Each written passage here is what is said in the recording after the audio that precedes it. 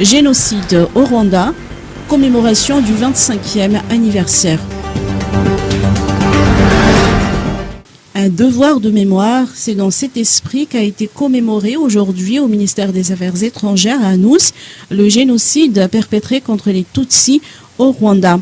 La coordinatrice du système des Nations Unies, Violette Kakiumia, a mis en exergue l'importance de vivre dans la paix et le respect de la diversité. Cette année marque le 25e anniversaire du génocide perpétré contre les Tutsis au Rwanda, l'un des chapitres les plus sombres de l'histoire contemporaine. Plus de 800 000 personnes, en très grande majorité les Tutsis, mais aussi les Hutus modérés et d'autres opposants au génocide ont été exterminés de manière systématique en moins de 3 mois. Aujourd'hui, nous rendons hommage à celles et ceux qui ont été assassinés et méditons sur la souffrance et la résilience des survivantes et des survivants.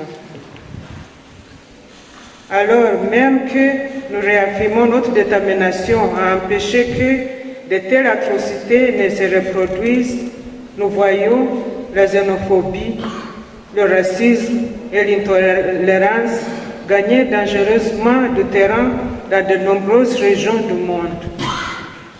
La prolifération des discours de haine et des incitations à la violence est particulièrement préoccupante. Le doyen de la communauté rwandaise à Madagascar estime qu'il est grand temps que les auteurs soient jugés.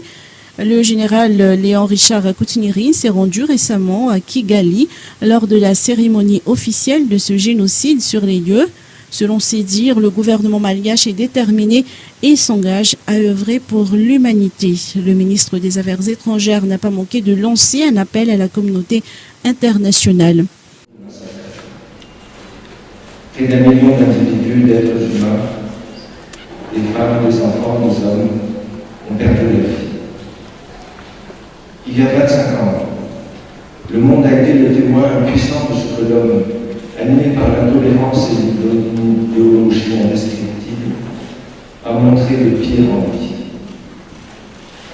25 années se sont écoulées depuis cette sombre période de l'histoire.